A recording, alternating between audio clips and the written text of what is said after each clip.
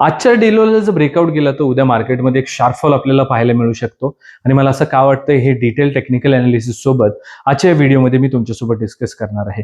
आज देखील मार्केटमध्ये एक मोठं गॅपडाऊन ओपनिंग आपल्याला पाहायला मिळू शकतं आणि त्याच्यानंतर मार्केट मात्र रिकव्हरी देईल. हा व्ह्यू मी कालच्याच व्हिडिओमध्ये तुमच्यासोबत शेअर केलेला होता आणि एक्झॅक्टली मार्केट आज तसंच करताना आपल्याला पाहायला मिळत आहे आणि उद्या देखील मला वाटतं की मार्केटमध्ये एक शार्प फॉल जो तो येऊ शकतो. याचं सर्व डिटेल अनालिसिस आजच्या व्हिडिओमध्ये मी तुमच्यासोबत शेअर करणार आहे. नमस्ते मित्रांनो, मी आहे संतोष टेकवा आणि मी एक सेबी रजिस्टर्ड रिसर्च अनालिस्ट आहे.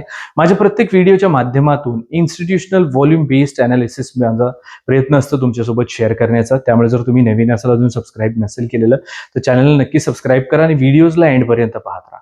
चला सुरुवात करूया तिथं आपला आजच्या व्हिडिओला.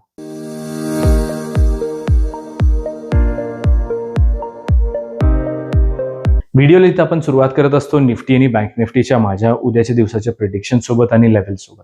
परंतु उद्याच्या दिवसाबद्दल बोलण्याच्या अगोदर आज मार्केटमध्ये काय झालंय हे जाणून घेणं जास्त गरजेचं असतं आणि तेच आपण इथं पहिल्यांदा करणार आहोत. एकदा पाहून घेऊयात की मार्केटमध्ये कशा पद्धतीचे मूव्स आज पाहायला मिळाले आणि त्याच्यावरून उद्या मार्केटमध्ये काय होऊ शकते याला प्रिडिक्ट करण्याचा प्रयत्न करूया.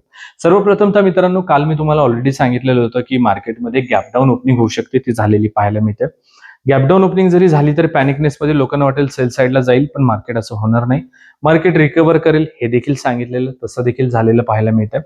आता एक मोठा मूव्ह आल्यानंतर मग तो गॅपडाऊन मध्ये गॅपअप मध्ये येऊ शकतो किंवा सरळ मार्केट पडू शकतं, वरती जाऊ शकतो, कसंही. पण एक मोठा मूव्ह आल्यानंतर नॉर्मली मार्केट साईडवेज जातं, तर ते आज आपल्याला पाहायला मिळतं. ह्याच्यामध्ये नवीन असं काही नाहीये. प्री मार्केटच्या ज्या लेवल मी मार्केट ओपनिंगच्या अगोदर तुमच्यासोबत शेअर करत असतो त्याच्यामध्ये सुद्धा तुम्हाला सांगितलेलं बाईंग व्हॉल्यूम आहे, मार्केट रिव्हर्सल होण्याचे जास्त चान्सेस आहेत आणि ज्या लेवल शेअर केलं तर त्या लेवल खूप चांगल्या पद्धतीने चाललेल्या आज आपल्याला पाहायला मिळतं. ते एकंदरीत एक चांगला मूव्ह आपल्याला आज याच्या बेसिसवरती जो आहे तो कॅप्चर करता आलेला आहे. आता ज्या लेवल्स तुमच्यासोबत शेअर केलेल्या होत्या त्याच्याबद्दल बोलूयात की त्या लेवलची काय परफॉर्मन्स जे आहे ते आजच्या दिवशी राहिलेली आहे. आता ज्या लेवल मी तुमच्यासोबत प्रिव्हियस व्हिडिओमध्ये शेअर केलेल्या होत्या, इथे पहा खूप चांगले पिन पॉईंट सपोर्ट आणि रेजिस्टन्स याच लेवलला आपल्याला पाहायला मिळतात. जरी मोठं गॅपडाऊन झालेलं असलं तरी देखील. आता प्रत्येक व्हिडिओमध्ये आपण डिस्कस करत असतो बँक निफ्टीवरती तुम्ही ट्रेड करत नाही तरी लेवल तुमच्यासोबत राहू द्यात. तर ह्या त्या बँक निफ्टीच्या लेवल्स आहेत. पिन पॉईंट आपण जी लेवल डिस्कस केलेली होती ऑलरेडी ती होती 54,070 ची की 54,470 ची, की याच्या खाली बँक निफ्टी वीक राहू शकते.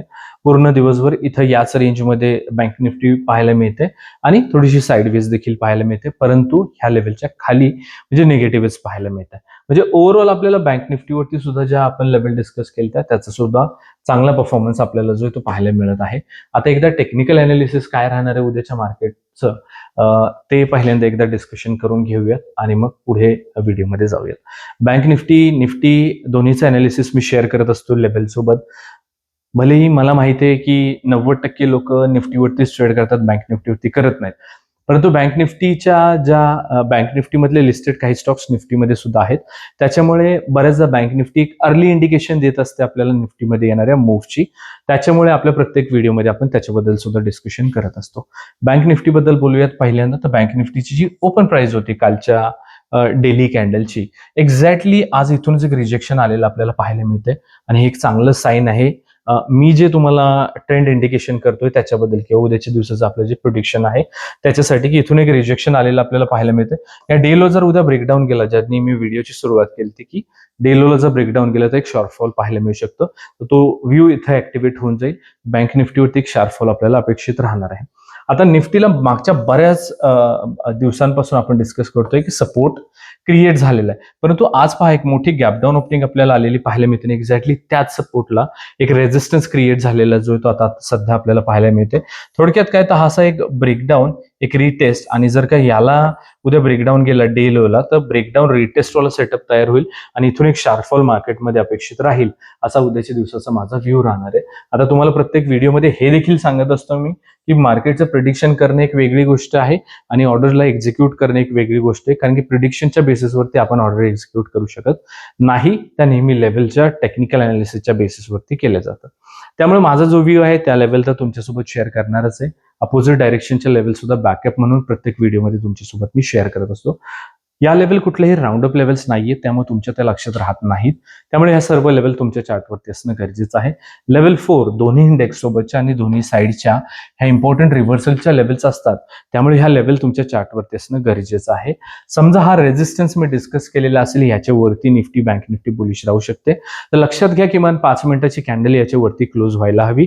पुढच्या कॅन्डलने त्याचा हाय ब्रेक केला तरच या रेझिस्टन्सला ब्रेकआउट आला असं आपण इथं कन्सिडर करू शकतो. निफ्टीबद्दल सर्वप्रथम तर आपण डिस्कस करणार आहोत निफ्टीच्या लेवल सोबत. तुमच्याकडे 100 कारणं असतात ऑर्डर एक्झिक्यूट करण्यासाठी आणि बाय करण्यासाठी. त्यात उद्या निफ्टीची एक्सपायरी म्हणल्यानंतर प्रीमियम स्वस्त असणार. तुमच्या 50 ऑर्डर सुद्धा झालं तर त्याच्यामध्ये नवीन काही नाहीये. पण एक्सपायरीला काय तुम्ही चुका करताय हे मी ऑलरेडी एका डिटेल व्हिडिओमध्ये एक्सप्लेन केलेलं आहे. जर अजून तुम्ही तो व्हिडिओ पाहिला नसेल तर ते पाहून घ्या. कारण की जर तुमच्याकडं एज्युकेशनसाठी किंवा सेल्फ तुमचे जे स्किल्स आहेत त्याला वाढवण्यासाठी जर तुमच्याकडे टाईप नसेल तर मग तुम्हाला मार्केटला दक्षिणा स्वरूपामध्ये तुमचा लॉस द्यावा लागणार आहे किंवा स्टॉप लॉस द्यावा लागणार आहे. तो व्हिडिओ नसेल पाहिलेला तर पाहून घ्या. आणि उद्या ओव्हर ट्रेडिंग पासून जे आहे ते सर्वात महत्वाचं म्हणजे वाचा. जॅकपॉट एंट्रीच्या नादामध्ये किंवा 2 दिवसात कॅपिटल डबल करण्याच्या नादामध्ये आहे ते कॅपिटल सुद्धा वाईपआउट होऊन जातं आणि कधीही कुठला ट्रेडर सक्सेसफुल ह्या फॉर्मॅटमध्ये बनलेला मी पाहिलेला नाहीये. तुम्ही पाहिलं असेल तर कमेंट करून नक्की सांगा. आता उद्याकडं तुमच्याकडं बऱ्याच स्ट्रॅटेजी असणार आहेत एंट्री करण्यासाठी. एंट्री कुठे नाही करायची ती हे मी तुम्हाला सांगतो आणि ते महत्वाचं राहणार आहे. कारण की मी जो इथं नो ट्रेड झोन मार्क केलेला आहे तो ऑप्शन सेलरचा एरिया असतो. त्याच्यामध्ये जाऊन एक तर मार्केट साईडवेज होऊन जातं किंवा जास्त व्हॉलटाईल होऊन जातं. दोन्ही केसेसमध्ये स्टॉप लॉस जाण्याचे जास्त चान्सेस आहेत आणि स्टॉप लॉस गेला म्हणजे अकाउंट आपलं वाईपआउट होऊन जातं. त्याच्यामुळे इथं ट्रेड करायचं नाहीये. हा सेलरचा एरिया आहे. 23,070 ते 23,130चा तो झोन असणार आहे ज्याच्यामध्ये आपल्याला ट्रेड उद्या करायचा नाहीये. 23,070च्या खाली निफ्टी वीक राहू शकते. 22,982, 22,885, 22,748 आणि 22,663 इथं आपल्या खालच्या साईडच्या लेवल्स राहतील. आता प्रत्येक व्हिडिओमध्ये मी तुम्हाला हे देखील सांगत असतो, स्वतः अनालिसिस करायला सुरुवात करा. दुसऱ्याचे युट्यूब व्हिडिओज किंवा टेलिग्राम चॅनल्स पाहून कोणी प्रॉफिटेबल ट्रेडर होत नाही. ह्या लेवल जरी मी तुमच्यासोबत शेअर करत असलो तरी इथं आल्यानंतर काय टेक्निकल अनालिसिसचा सेटअप बनतोय, प्राइस एक्शनचा काय सेटअप बनतोय हे तुम्हाला कॅच करता आलं पाहिजे. आणि याच्यासाठी ऑब्झर्वेशन, सेल्फ अनालिसिस खूप गरजेचं आहे. त्याच्यामुळे तुमचं सेल्फ अनालिसिस उद्याच्या दिवसाचं काय आहे ते मला कमेंट करून नक्की सांगा. प्रत्येक कमेंट मी स्वतः वाचून रिप्लाय करत असतो, त्यामुळे कमेंट निश्चितपणे करा. जरी तुम्ही नवीन ट्रेडर असाल, जरी तुमचा व्ह्यू चुकला, अनालिसिस चुकला तरी हरकत नाहीये. कारण की एक्सपिरियन्सनेच माणूस जे आहे ते शिकत असतो, प्रॅक्टिसनेच शिकत असतो. कुठलाही ट्रेडर ऑलरेडी प्रो ट्रेडर बनून मार्केटमध्ये आलेला नसतो. इनफॅक्ट मार्केटमध्ये प्रो ट्रेडर ही कन्सेप्ट आहे असं मला वाटत नाहीये. प्रत्येक ट्रेडर रोज नवीन काहीतरी शिकत असतो. आपल्या लॉसमधून तो शिकत असतो आणि आपल्या प्रॉफिटमधून सुद्धा तो शिकतच असतो. त्याच्यामुळे प्रो ट्रेडर ॲज सच काही कॉन्सेप्ट आहे असं मला ते वाटत नाहीये. प्रत्येक जण लर्निंग फेजमध्येच असतो. तुम्ही देखील आहात, मी देखील आहे. कमेंटमध्ये नक्की कळवा उद्याचा तुमचा काय व्ह्यू राहणार आहे. 23,130 उद्याच्या दिवसाची इम्पॉर्टंट लेवल राहील. जर आपला मेन व्ह्यू ऍक्टिव्हेट नाही झाला, अपोजिट डायरेक्शनला गेलं तर त्यासाठी याच्यावरती निफ्टी उद्या बुलिश राहू शकते. 23,217, 23,283, 23,366 आणि 23,468 इथं आपल्या वरच्या साईडच्या लेवल्स राहणार आहेत निफ्टीसाठीच्या. आता बँक निफ्टीबद्दल बोलूयात. जरी ट्रेड करत नसला तरी लेवल मार्क करून ठेवा. अर्ली इंडिकेशन बँक निफ्टी देत असते, त्यामुळे बँक निफ्टी पाहायची सवय लावा. 54,100 ते 54,000 नो ट्रेड झोन राहणार आहे बँक निफ्टीसाठी उद्याच्या दिवशी. बिंग ऑप्शन बाहेर याच्यामध्ये ट्रेड करायचा नाहीये. 54,000च्या खाली बँक निफ्टी वीक राहू शकते. 53,901, 53,793, 53,670 आणि 53,534 इथं आपल्या खालच्या साईडच्या लेवल्स राहतील. तर 54,100च्या वरती बँक निफ्टी बुलिश राहू शकते. 54,233, 54,375, 54,496 आणि 54,626 इथं आपल्या वरच्या साईडच्या लेवल्स राहतील. तर मित्रांनो, आजच्या आपल्या या व्हिडिओमध्ये आपण निफ्टी आणि बँक निफ्टीच्या उद्याच्या माझ्या मॅजिकल लेवल्स डिस्कस केलेले आहेत उद्याच्या माझ्या प्रिडिक्शन सोबत. आणि प्रत्येक व्हिडिओच्या माध्यमातून काही ना काही इन्स्टिट्यूशनल नॉलेज तुमच्यासोबत शेअर करण्याचा माझा प्रयत्न असतो आणि इन्स्टिट्यूशनल लेवल सुद्धा शेअर करण्याचा माझा प्रयत्न असतो. त्यामुळे जर तुम्ही चॅनलवरती नवीन असाल तर नक्की सबस्क्राईब करा. माझे व्हिडिओज तुम्हाला कशा वाटतात ते कमेंट करून नक्की कळवा. नेक्स्ट कुठल्या टॉपिकवरती तुम्हाला व्हिडिओज हवा आहे माझ्याकडून ते देखील कमेंट करून नक्की कळवा. या व्हिडिओच्या डिस्क्रिप्शन बॉक्समध्ये मी आपल्या टेलिग्रामची लिंक दिलेली आहे, जिथे तुम्ही मला लाईव्ह मार्केटच्या अपडेटसाठी नक्की फॉलो करा. सर्वात महत्त्वाचं, व्हिडिओला लाईक आणि कमेंट नसेल केलेलं नक्की करा. Thank you so much.